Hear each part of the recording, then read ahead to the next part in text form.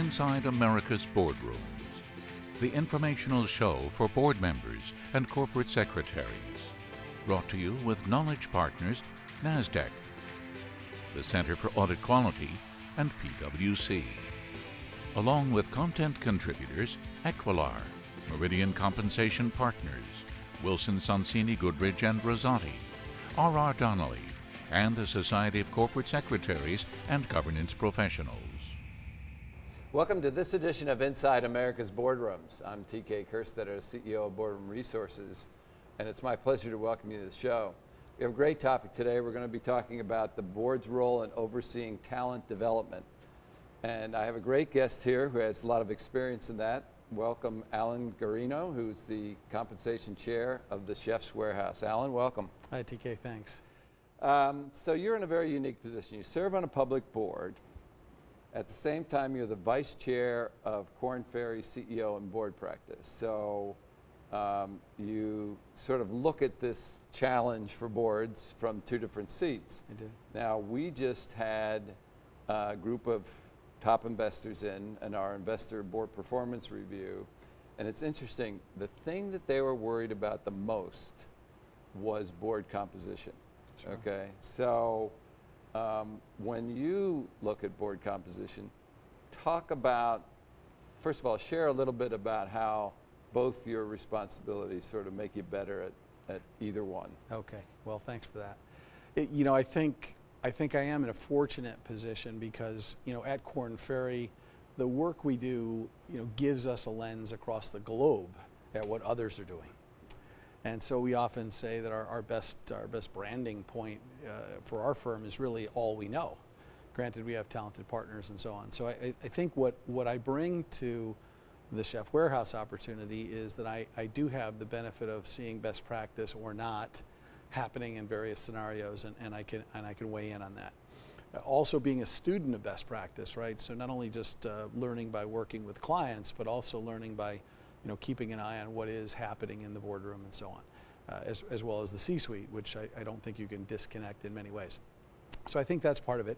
And then, in terms of specifically working at Chef, it's a terrific organization. It's a tremendously successful growing company with a very, very interesting approach to the market. And I think that the things we get to do there are deeply focused on talent and getting better every day in our processes. So one of the things that you seems like been passionate about is this issue of the Chief Human Resource Officer having sort of a seat at the table. Yes. And I can tell you from my own experience, and this is actually an investment guideline that I have, I like to make sure that a company that I'm going to invest in has the HR person as part of senior management. That tells me that they are dedicated to the talent management thing. But I want to approach it from the board perspective. Yeah. So how does the board sort of ensure that the A, talent development, and B, that the chief human resource officer has a seat at the table? Yeah, very good. So a lot of points to cover there. We could talk for an hour, so we'll try to make it quick. Initially, you brought up board composition. There's a paper they could download at our site called Battle Ready Boards. And that talks about, first and foremost, does the board have the composition necessary to bring some expertise around talent?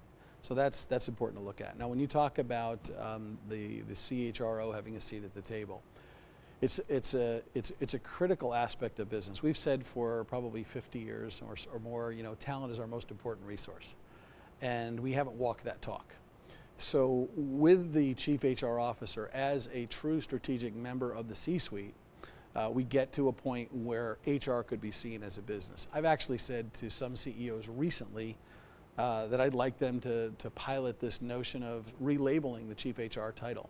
And let's call the chief HR officer the president of human capital solutions, and really raise them to the level of business leader alongside those people running businesses at that company. Because the CHRO is really the CEO of a talent consulting company that sits inside that corporation, and their client is the CEO and the other business leaders. And I think you don't make change incrementally successfully. I think it needs to be something that's bold and brash, And this is a very, very important way to put emphasis on the actual work that a CHRO would be doing with their teams, truly driving the talent, which should impact EPS, operating leverage, and all kinds of things. So I agree with you wholeheartedly. If you ask anybody about what makes their company different, they always say the people, okay? Yet, I'm not sure that a lot of companies put the true muscle behind that. And so when this happens, are you seeing any trends? Do you see companies recognizing this, or is this still something that you would call an uphill battle where not enough companies are recognizing the challenge? Great question. Uphill battle with a few enlightened players.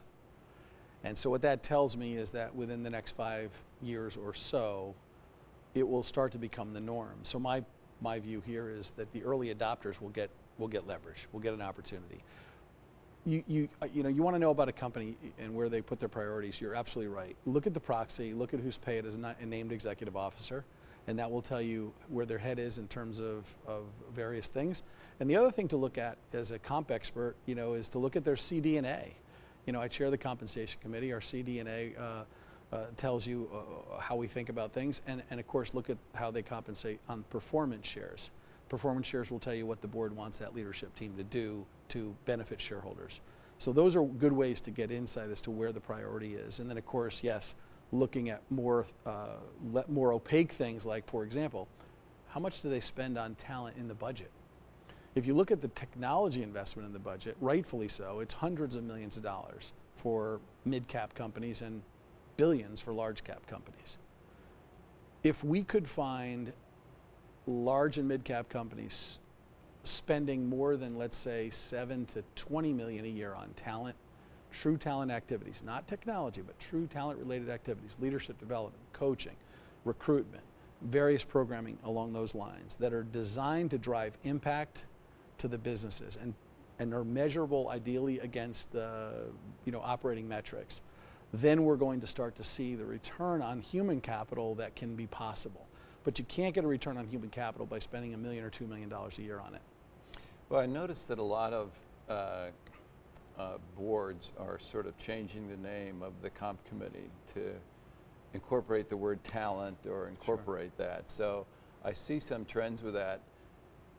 Do you, when a company has a quest to find a board member that can serve as the head of the comp committee, are you looking for somebody that appreciates those traits? Or? Well, yeah, without question. I mean, I'm biased, but I also think it's the right way to go. We're very proud of what we did at Chef, for example. We actually moved the Human Resource Committee under the comp committee.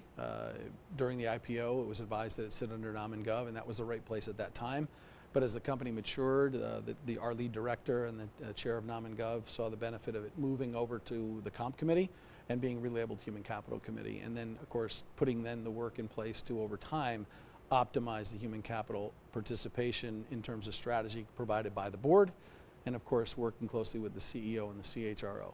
The key thing, obviously, is that while all of this is important for boards to be very, very passionate about, boards also have to remember they can't transcend into the aspects of actually getting involved in meddling with the running of the business. So it's that fine line around setting vision, setting priorities, and letting management then take their approaches for that company's unique needs so that leadership and management is completely free to do what needs to get done, with the board just very interested in the outcomes. So, Alan, outside of the challenge with the talent development, what do you find as the biggest challenge serving as a comp chair in sort of today's environment, particularly with all the transparency that occurs today with say on pay and all that stuff? What would you say is the biggest challenge for compensation chairs? Sure. Great question. I think, unfortunately, it's hard to generalize. I was a CEO of a private company. I had the benefit of doing that and didn't have to worry too much about outsiders viewing what we were doing and judging it. But there's a certain need for that, for sure. And I think shareholder advocates play a very important role as companies get bigger and less familial, let's say. So I think basically it's the ability to provide reasonable incentive that will truly motivate the behaviors you're looking for among the various leaders in the organization, and then down 3 or 4 levels is where it gets to be very complicated. You've got tax ramifications on some of the benefits you provide. What makes one person happy and motivated doesn't make the same doesn't work the same for others. Yet we compensate most people in the C-suite using pretty much the same frameworks. So, and then of course, let's go into a place that Korn Ferry plays, and that's performance management. Once we have these metrics and these frameworks in place, the performance management system really drives how we actually measure whether they've earned their bonuses. So there's a lot of complexity. I think it's a hard thing to answer in general. Well, Alan, again, you're in a pretty unique situation, board member and recruiter on that side, or, today you do a lot more structure planning than just recruiting as a firm. But I want to thank you for taking the time to join us. I appreciate you being part of our show today. Well, TK, I appreciate it. This notion of boards having talent experts on par with the need for audit and risk and various other experts is very enlightened, and many boards are taking advantage of it, and I think it'll be very common in 4 or 5 years. So the idea of putting talent experts on boards is critical. Well, I, for one, couldn't agree with you more. Okay, I think it's still the key to a great company. Only you can talk the talk, but you got to make sure you're walking the walk. Absolutely. No So before we leave here, I just want to remind everybody that Equilar and NASDAQ will be holding its board leadership forum here at the NASDAQ market site on September 13th. I'll certainly be there as part of the program, and I certainly welcome everybody to join us. It's a wonderful day if you sit on the board or are a corporate secretary. So if you need information, you can just Google the Equilar's Board Leadership Forum, and that information will come up, and we'd be happy to have you join us. So that will conclude another edition of Inside America's Boardroom. We hope you enjoyed the show. We'll be back again next week when we take a look at another critical topic that'll help you be a better board member or committee member. So we'll see you then. Join us again next week for Inside America's Boardrooms. Brought to you with Knowledge Partners, NASDAQ, the Center for Audit Quality, and PwC. Along with content contributors Equilar, Meridian Compensation Partners, Wilson Sonsini Goodrich and Rosati, R.R. Donnelly, and the Society of Corporate Secretaries and Governance Professionals.